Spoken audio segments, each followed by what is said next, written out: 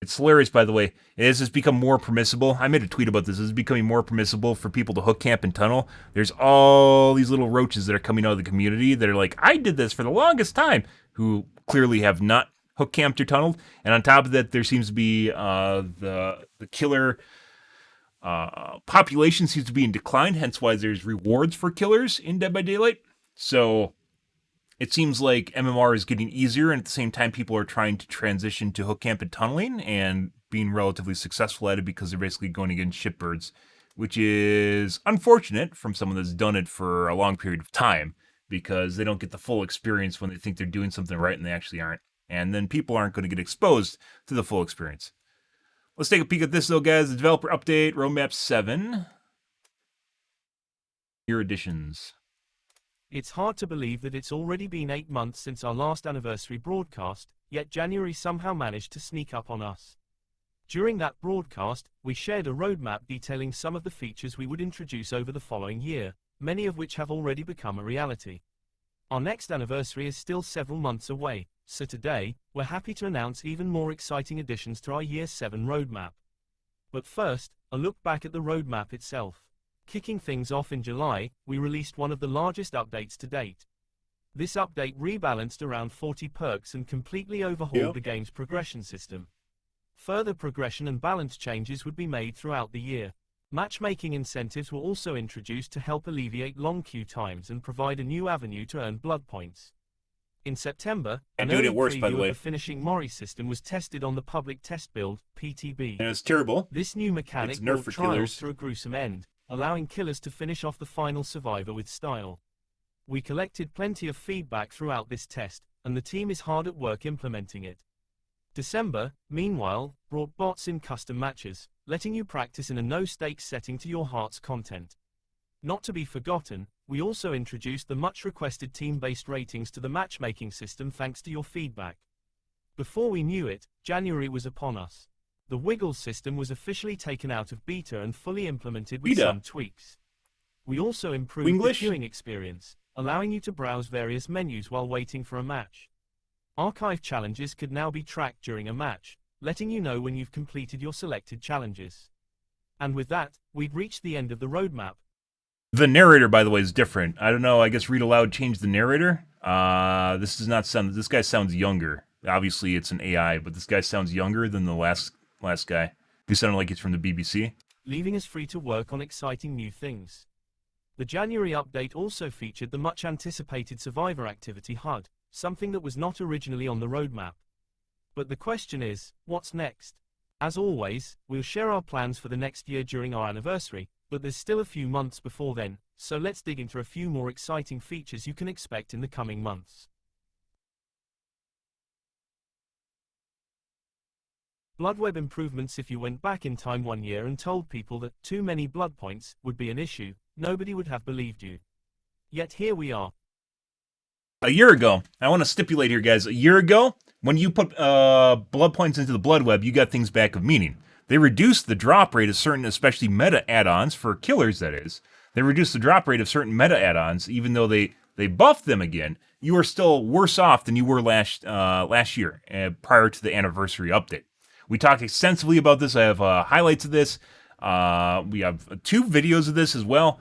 But yeah, like one of the biggest problems with the anniversary update was not only did they reduce basically the drop rate of items, but then they also reduced your BP income. It seemed like you got more, but you weren't actually getting more because you were spending a shitload more because you kept repeating. Instead of getting level 50 blood webs, you'd have to go through the first 40 levels in which you wouldn't have access to the majority of the good stuff. You'd have, choices at level 50 blood webs. At level 1 through 40, you don't have those choices. And while they brought back a little bit of the drop rates, it's still not what it used to be, where you have a significant amount of choice at level 50, including being able to cuck the entity by playing the blood web properly, which I've showed multiple times on stream. It actually saved you blood points.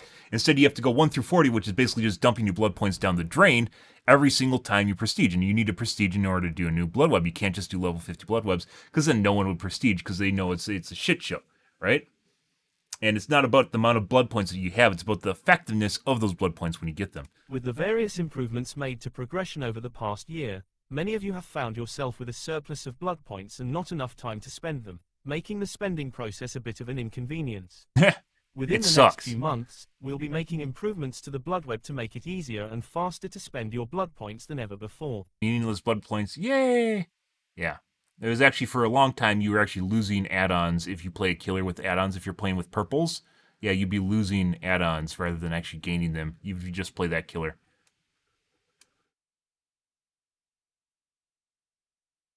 Survivor Bot loadout. Survivor Bots received a very warm welcome when they debuted late last year. Though the Survivor Bots are robots, we're sure their cold mechanical hearts were touched. Since then, an average of 70,000 bot matches have been played each day. This feature made it easy to jump in and try out the new content in the Forged in Fog chapter when it released, a time where killer queue times tend to be longer as everyone flocks to try out the newest addition to the roster. And The early first tonight, version of there bots in custom was matches was a fairly BP simple, reward for playing but we'll killer be at expanding on the 100%. feature So shortly with loadouts, allowing you to introduce more variety in the survivor bots you face. Please note that not all perks will be available to bots. Some perks will ultimately be too complicated for them to use effectively, and we'd hate to make them too smart and be the cause of the robot uprising. they just don't want to take time to program them. As it turns out, they just don't want to take time to program them. It's too complicated for the developers, is what they're saying there.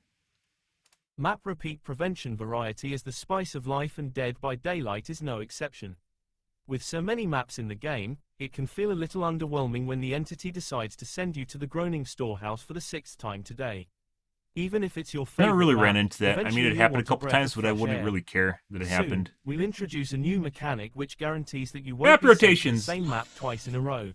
Yeah. The odds of being sent to the same map will also be decreased, yet still possible, for the next few matches. Basically, you set up a map rotation on a global level in which, like, every 10 minutes, there's a certain maps that play, and you just randomize them, as it turns out. So if you get a really fast match, you'll probably get a double map, but if you don't, you'll get a different map, as it turns out. They could also just do it so that's still the best way, because people are going to be multiple games, and then you have to overlap with each other. You can still compare it to what maps people have just played in, and then randomize the map based on what maps people just played, and instead. So, let's say the last map you played, you could just add a counter plus one map for XYZ, and then you could go through a list of maps, right, for all 5 people in the game. A list of maps that everyone's played, and you order them based on the ones that played the most, the ones that played the least, and then give them the least played one. And that's a counter to everyone. That should probably be better, but in other games from what I've seen, that was years ago. I forgot which game first did that. I've talked about this for a long time, though. Years ago. Where they will basically rotate the maps based on a time limit, in which the maps will rotate. In Dead by Daylight, because the games are generally less than 10 minutes, you rotate them every 5 minutes or every 10 minutes, which would ensure, unless people have a really fast game, they'll get a different map because everyone's basically on the same map queue, in which no one's going to be out of alignment with that. The idea that I brought up with ordering a list of people that have a certain number of maps would ensure more randomization in the system, but at the same time, it's not as easy to program, and then people would have to keep track of a list, and possibly they can manipulate that list, right? On the client side, or the server would have to keep track of, which would make it more time consuming or resource consuming. But part of what they're going to do is they're going to end up rotating the maps on a time limit every 5 minutes. Probably would be the safest bet, is 5 minutes or even 10 minutes. 10 minutes, you're going to run into people that are queuing in, and then they're getting the same map, though.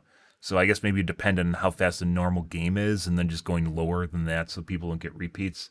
But also do it every 8 minutes. It's relatively easy to program from if you think it out logically. Visual terror radius. This past year, we've been working hard to make Dead by Daylight more accessible to a wider audience. For those who are deaf or hard of hearing, the terror radius can be difficult or even impossible to keep track of, despite being a crucial part of the game. To remedy this, we'll be introducing new accessibility options which, when enabled, will provide a visual representation of terror radius.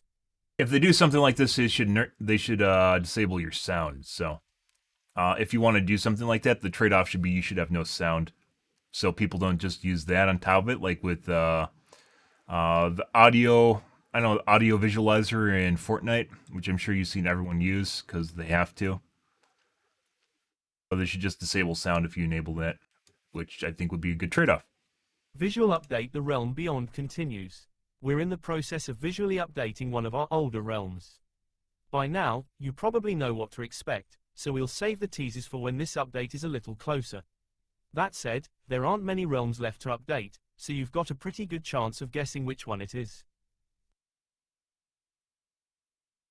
Perk updates. We've put a lot of focus on general improvements and quality of life features as of late, but we're pleased to say that perk balancing is going to pick back up shortly. Oh. Like before, we're hoping to include a small package of perk changes with each mid-chapter update going forward. We'll share more details as these perk changes are closer to release, but since we know what you're about to ask, yes, one of the perks we're looking into do rhyme with Eruption. You don't say. Because the community freaked out about it, despite that fucking perk being in the game since the anniversary update. It's been in its current state since the anniversary update. I've only started bitching about it in the last 2 months as killers have started using it more. Surprise! Because it turns out survivors are too stupid to figure out what to do when they are incapacitated. So, or figure out how to deal with the incapacitated, like being able to see what's happening to everyone in the game when they go down, and then just get off the generator when someone goes down because you expect them to get hooked and expect your gen to pop, right? Yeah, there's a lot of perks in the game that will give you information that you could figure out what to do to bypass Eruption, or you can figure out what to do with Eruption when you see it's in the game, and survivors choose to do neither, bitch on the forums, and then get the hand of fucking God, known as BHVR, to come down out of the sky and go and do that, because survivors are too fucking stupid to figure out what to do on their own. So, here we are. Surprise, guys. You just bitch about it on the forums, and it will get changed, or Reddit, and it'll get changed. And Eruption, yeah. Good stuff. Limited time cosmetics for recent events. Some of the more festive and spooky outfits we've debuted have only appeared for a limited time before returning to the vault, taking some holiday-themed cosmetics from past years with them. We never had an opportunity to announce these cosmetics, so we'd like to take a moment to discuss how they will work moving forward. As the game has grown, hundreds of outfits have been added to the store. Where one outfit used to be a major addition, these days it is just one of many to choose from. By vaulting these holiday-themed cosmetics, we hope to simplify the store and make these seasonal offerings more meaningful when they return each drive year. sales. Do not fear. Disney's done we this guarantee forever. They will return. It's we know many of you don't want thing. to miss your opportunity to get these outfits, so we want to clarify how these limited-time cosmetics will work. New limited-time cosmetics will be available for purchase with Oryx cells. It's to drive sales. When the event period ends, these outfits will be limited-time sale, guys. from the store that's until the they keyword return right the there. following year. Sure, you guys have heard about it. The next time they return, they will be available with both Oryx cells and iridescent shards, excluding licensed characters. For the sake of transparency, here is a complete list of all the seasonal collections to date which will be available for a limited time. We hope this list gives you a better idea of what to expect and allows you to plan around it. But basically that's to drive sales. That's the only reason to do it is to drive sales. These new additions to the roadmap will be releasing as part of multiple updates over the next few months. As is tradition, we'll go into more details regarding each one when they're closer to release. Before we sign off, we want to take a moment to thank you for diligently providing feedback over this past year. You have helped shape these additions to our Year 7 roadmap, and will no doubt impact the plans for years to come. Until next time, the Dead by Daylight team. Thanks, Charles. Charles seems to have some issues here with his talking. This is Benjamin. A different one? Daniel? What does Daniel sound like?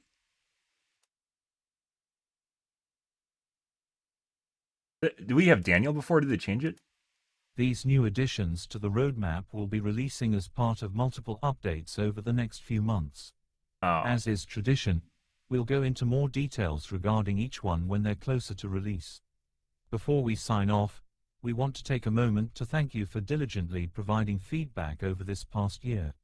You have helped shape these additions to our Year 7 roadmap. They changed and will them. no doubt impact the plans for years to come. They changed them, guys.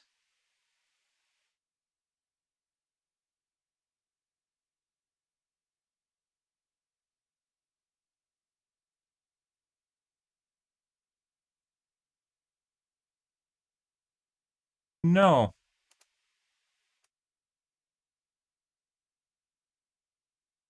These new additions to the roadmap will be releasing as part of multiple updates over the next few months.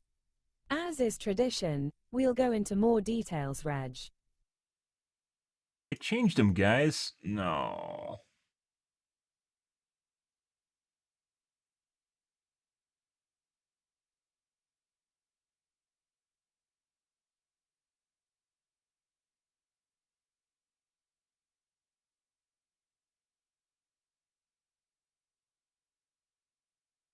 These new additions to the roadmap will be releasing as part of multiple updates over the next few months.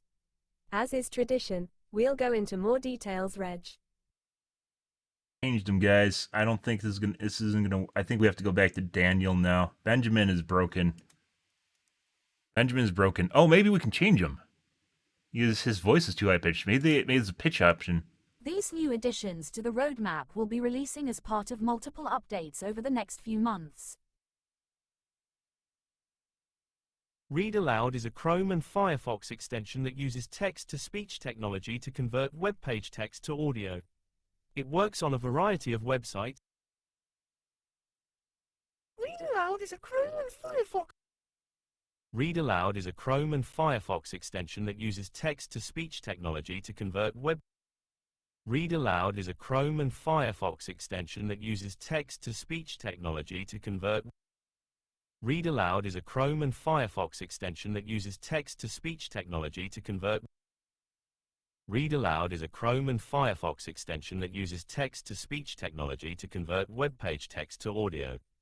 It works on a variety of websites, including news sites, blogs, fanfiction, publications. Read Aloud is a Chrome and Firefox extension that uses text-to-speech technology to convert web page text to audio. It works on a variety of websites, including news sites, blogs, fanfiction, publications, textbooks, school and course materials. I think that's better. I don't think we can go to, it's not Benjamin's, Charles. It was Charles before they named these guys. Daniel doesn't work.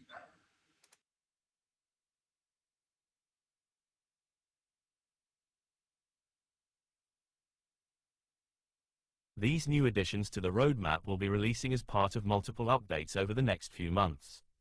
As is tradition, we'll go into more details, Reg. Yeah, I think that works better. That's better. He's too high pitched now. That, and also it doesn't sound like he has much bass in his voice as he used to. They changed him, guys. Charles is not the same. Shame. Patch note reading is never going to be the same. Anyways, so takeaway from this, guys. Don't care. Blood web improvements, basically spending more blood points faster. A lot of people have complained about that, meaningfully so, because it takes a significant amount of time to dump a bunch of points in which you basically get almost no reward for it because they made add-ons that are meta more rare. The game is rigged, guys, as it goes. If you ever go to a casino and you pull the slot machine, it's fucking rigged. Don't ever believe otherwise. There's a reason the grannies know what machines are about to pay out, and that's because they've seen people pull that lever a bajillion times and they know it's about ready for a jackpot. That's the way it works. So they camp them.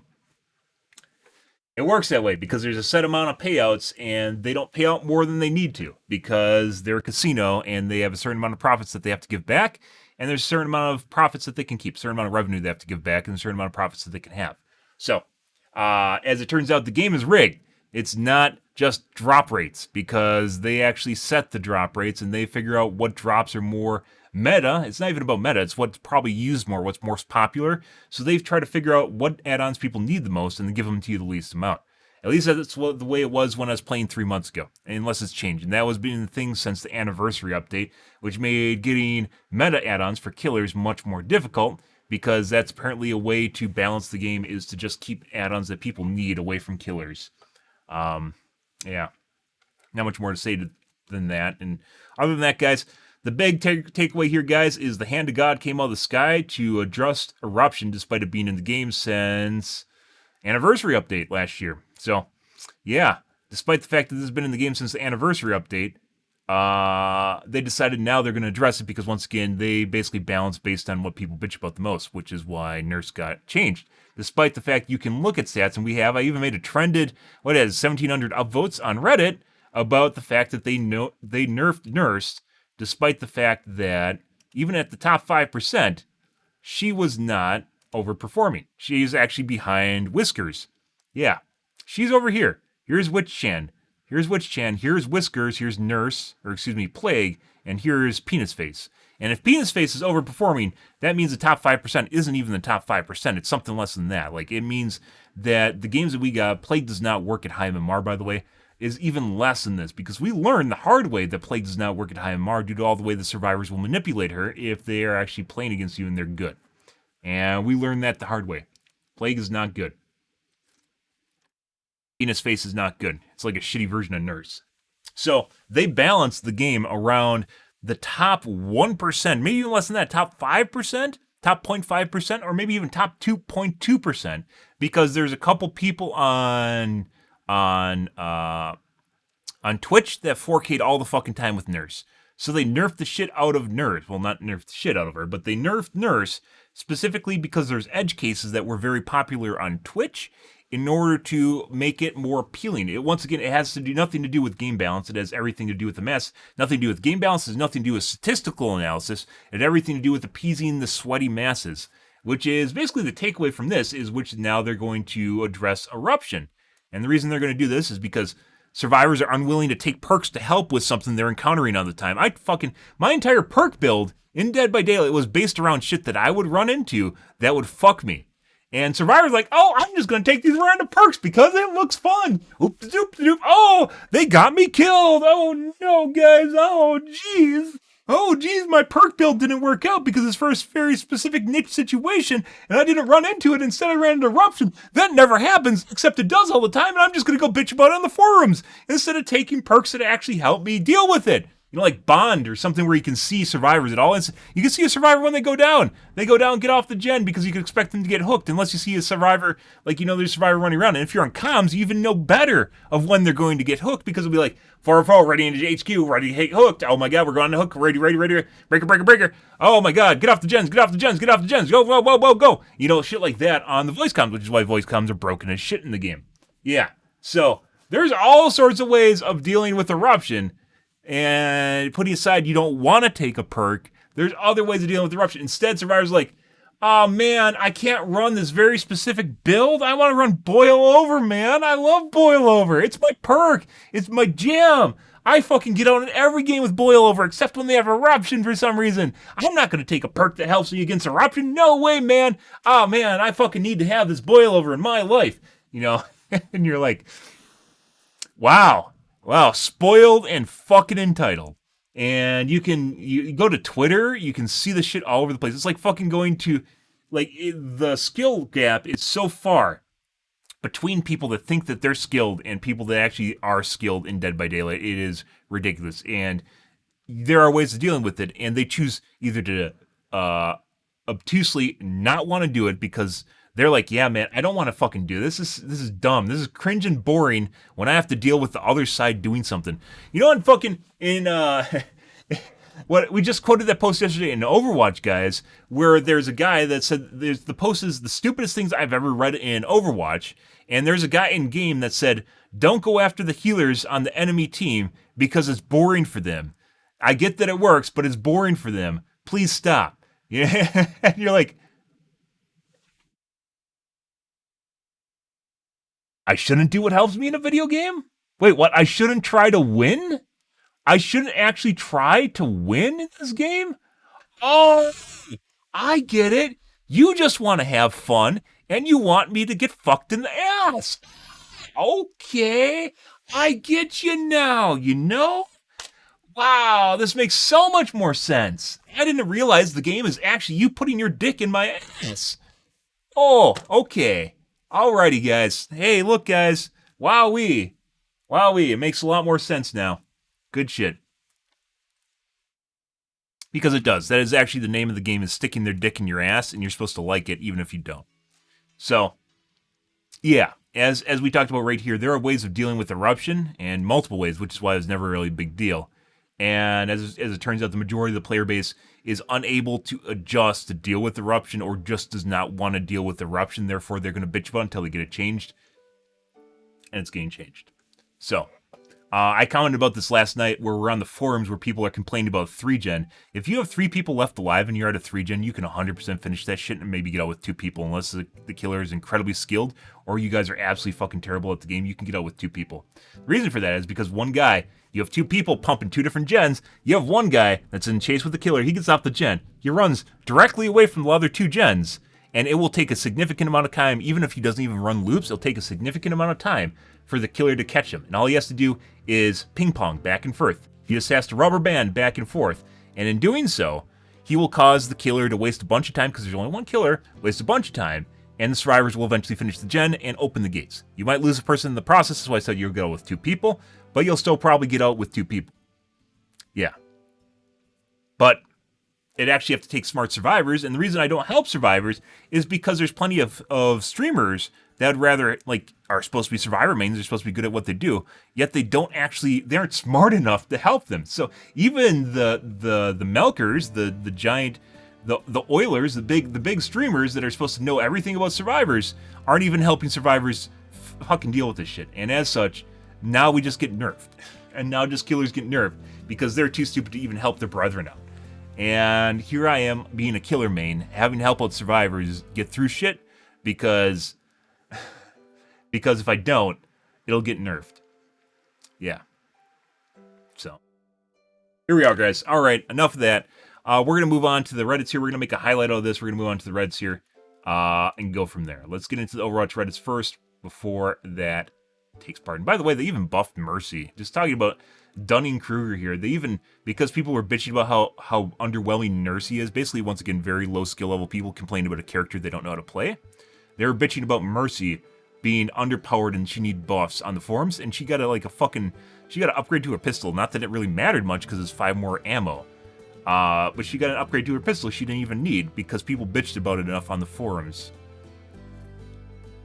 Yeah, because they don't know how... There are people that bitch on the forums because Mercy needs buffs, and there's a 6-dimensional fighter known as Mercy.